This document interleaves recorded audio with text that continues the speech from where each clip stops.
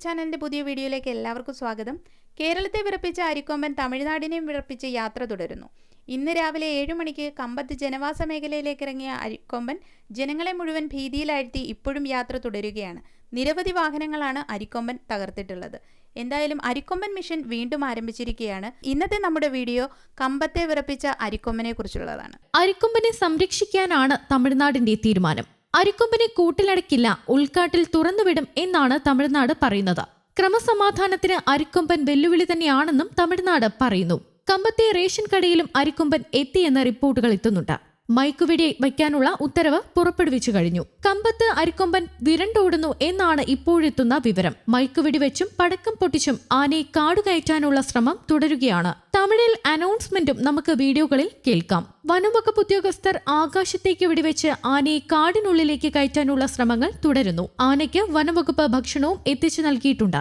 ഓലയും വാഴയും ഒക്കെയാണ് അരിക്കൊമ്പനു വേണ്ടി എത്തിച്ചത്. അരിക്കൊമ്പനോട് ആർക്കും ദേഷ്യമില്ല എന്നതാണ് ഒന്നാമത്തെ കാര്യം. കാരണം അരിക്കൊമ്പനെ സംരക്ഷിക്കാനും അവന് വിശക്കുന്നുണ്ടോ, വെള്ളം ദാഹിക്കുന്നുണ്ടോ എന്നെല്ലാം ഇവർ അന്വേഷിക്കുന്നുണ്ട്. കാരണം വിശപ്പ് കൊണ്ടാണെങ്കിലും ആന വയലന്റ് ആവാൻ സാധ്യതയുണ്ട്. രാവിലെ മുതൽ വിരളി പിടിച്ച് ഓടുകയാണ് അരിക്കൊമ്പൻ. അവനുവേണ്ടി JCB ഉപയോഗിച്ച് ടാങ്കിൽ വെള്ളവും എത്തിച്ചു കഴിഞ്ഞു. അരിക്കൊമ്പൻ പോകുന്ന ഭാഗങ്ങളിൽ പലയിടത്തു നിന്നായി ഭക്ഷണവും വെള്ളവും എത്തിക്കുന്നുണ്ട് എന്നാണ് വനംവകുപ്പ് പറയുന്നത്. മേഘമല CCF-നാണ് ദൗത്യ ചുമതല. മയക്കുവെടി വെച്ച് മേഘമലയിലെ വരശനാട് താഴ്വരയിലേക്ക് മാറ്റും. മയക്കുവെടി വെക്കാൻ ഡോക്ടർ കലൈവാണൻ, ഡോക്ടർ പ്രകാശ് എന്നിവർ നേതൃത്വം നൽകും. സംഘത്തിൽ 3 കുങ്കിയാനകളും ഡോക്ടർമാരുടെ സംഘവും സേനാ വിഭാഗങ്ങളും ഉണ്ടാകും. തമിഴ്നാട് കമ്പത്ത് ഇപ്പോൾ നിരോധനാജ്ഞ പുറപ്പെടുവിച്ചിട്ടുണ്ട്. ഒരു തവണ ആളുകൾക്ക് നേരെ ചീറിയെടുക്കാനും ശ്രമിച്ചിരുന്നു. പിന്നീട് ഉടൻ തന്നെ അരിക്കൊമ്പൻ ശാന്തനായി. പിന്നീട് ഒരു പുളിമരത്തിന്റെ ചുവട്ടിൽ ശാന്തനായി നിൽക്കുകയായിരുന്നു. അരിക്കൊമ്പൻ നിന്നയിടത്തേക്ക് ഒരു ഡ്രോൺ പറന്നു വന്നു. ആ സമയത്ത് അരിക്കൊമ്പൻ ദേഷ്യം വന്ന് ഓടുകയായിരുന്നു.